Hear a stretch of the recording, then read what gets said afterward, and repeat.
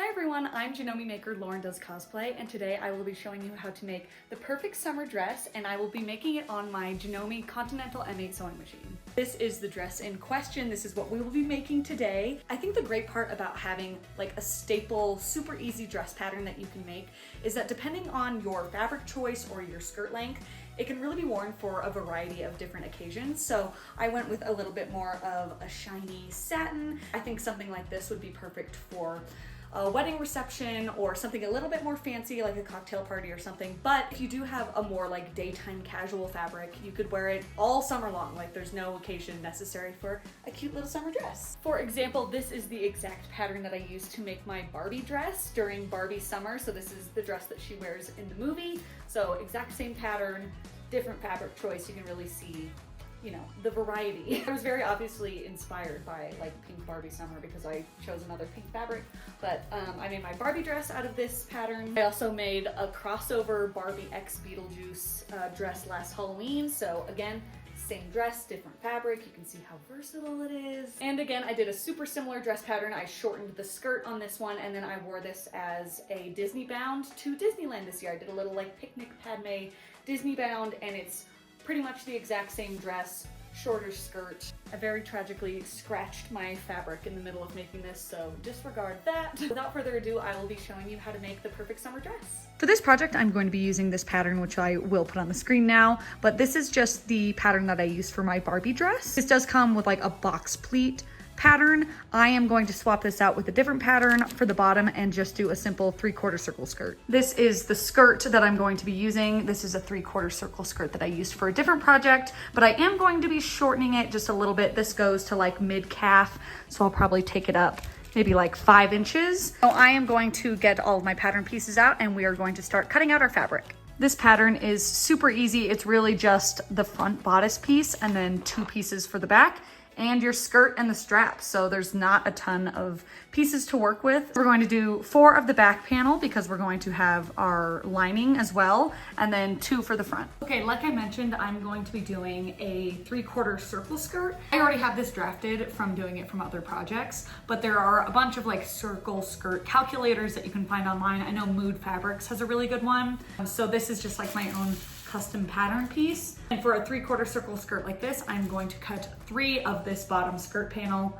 So I'll do that now.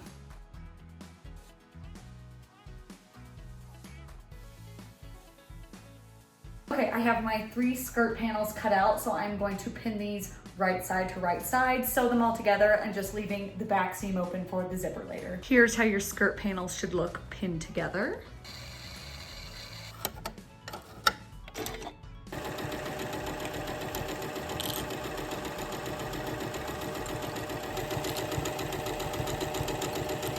Just like that, we have a very easy peasy skirt that's coming together. So again, it's open because we're going to do the zipper in the back. But now that we have this done, I'm going to move on to the bodice. So the bodice of this pattern does have 2 darts in the front and 1 on each back panel. So to mark those off, I'm just going to flip it over and I'm going to be making the marks on the back side of my fabric. So I'm gonna line up my pattern and then I'm gonna use this washable pen. You could also use a little chalk marker, but I'm just going to trace out my dart lines. Just following that line, that. And again, this is a washable pen, so just with water, it will wash out later. But it's also on the back side, so in theory, you shouldn't see it.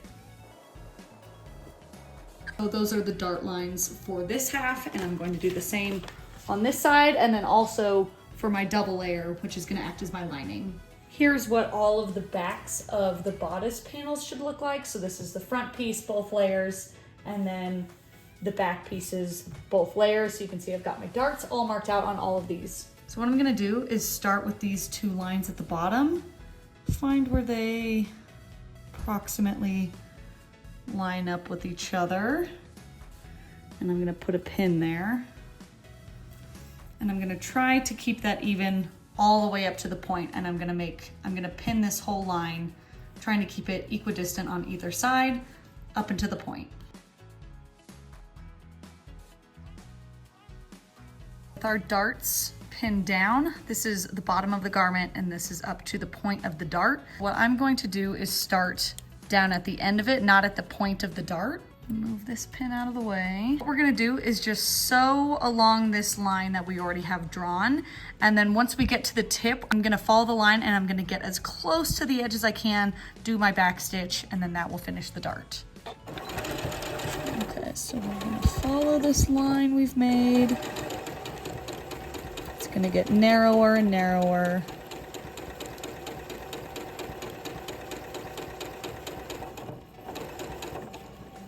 Okay, I'm gonna get just as close as I can to the edge of the fabric, do a back stitch, and then cut my thread.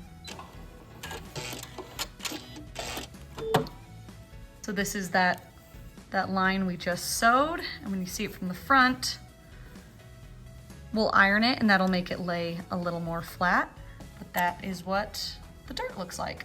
And I'm going to sew the darts on all of these pieces that I just pinned. It's really important with darts to iron them, and that will help these little points in the front lay flatter. With these darts on the front bodice, I'm going to iron them all away from the center. So this is the waistline, and I'm gonna iron these two away from the center, and then these ones on the side will be ironed down. Now I'm going to take the back panels and attach them to this front panel. So I just have right sides to right sides on both sides, and we're going to sew these seams, and I did that with the lining layer as well.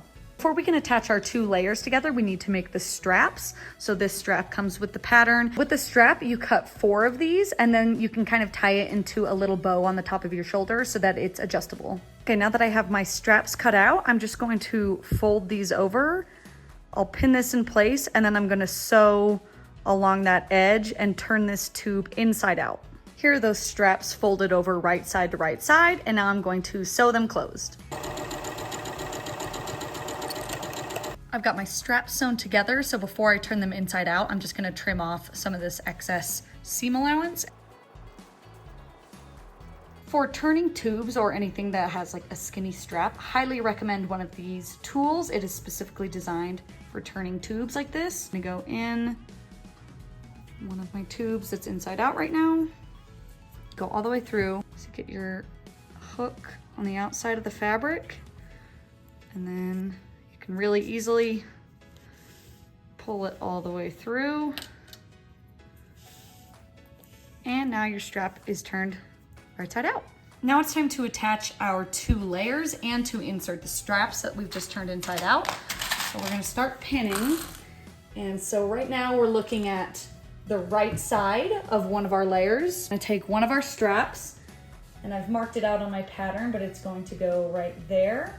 So I'm doing it down facing toward me. I know you would think that you would attach the strap like this, but because it's going to go together and then be turned inside out, you're going to connect the strap so that it's laying flush down like this.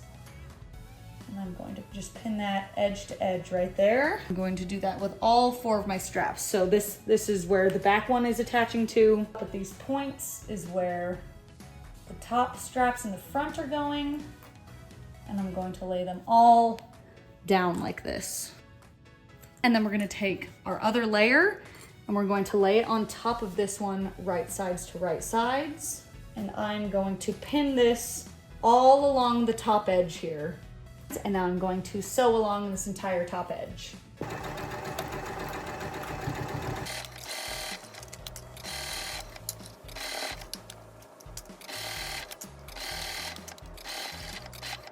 I just sewed those 2 layers together, so now we can flip it right side out. And I'll iron along this edge, but let's see, we're starting to get a little bit of a garment together. And then these straps will connect up on the top and tie together. So all we have left is connecting the skirt to the bodice, and then installing the zipper and hemming the bottom, and then we're done. I'm going to attach the bodice to the skirt. I've got my skirt laid out with the right side facing me, and I'm going to take my bodice with the right side and flip it down onto the top of the skirt. So it's confusing because my colors are the same, but this is the right side of the fabric. So this is going down onto the right side of the skirt. And then we're gonna kind of fold this back layer away And all we're doing is pinning this front layer of our bodice to the skirt. I'm going to follow these two seams and pin them all the way together on either side.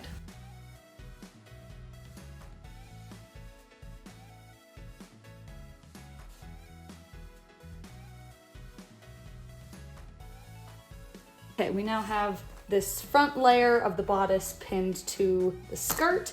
So we're going to sew along this, and then once we turn it inside out, so that'll be what it looks like from the front, and then we'll go to the back and we're actually going to hand sew the back down. So encasing this seam and it'll look nice and tidy. I have now sewn on that front bodice layer to the skirt. So this is that back panel. Also, I just scratched the front of my fabric, so disregard that for the rest of this. To finish off the bodice part here, I'm gonna take this back layer and just doing a slight, just like turning it over, turning it down a little bit, like how much the seam allowance would be. And then I'm gonna pin it right on top, a little bit overlapping the seam that's already there. And I'm gonna pin that into place. Now I'm just hand sewing, and this is how I hand sew. It really doesn't matter how you attach it, but I pick up a little from the base layer and then a little from this top layer and just back and forth like that. And I think it's called a ladder stitch, but I'm not 100% sure. But again, doesn't really matter what sort of stitch you use to do your hand sewing. I'm gonna go along this whole waist seam and I'm just going to hand stitch this all together. Hello, coming to you from a voiceover for the rest of this video. The next thing I did was install the zipper, so I swapped out my standard presser foot for a zipper foot, and then I installed an invisible zipper into the back of the dress. Once that was in, I put my standard foot back on, and then I closed the rest of that back seam. Once the zipper was fully installed, I moved on to hemming the bottom of the dress. I did a basic double rolled hem, and then I pinned that into place and then sewed all of that down all the way around. And then the dress was done, yay! This only took like a few hours on a Saturday, and I think it turned out super cute. Thank you so much for watching. I really hope that this tutorial can be helpful for you. If you need any other tips and tricks or summer project ideas, check out the other videos on Janome's YouTube channel, and we'll see you for the next one. Bye!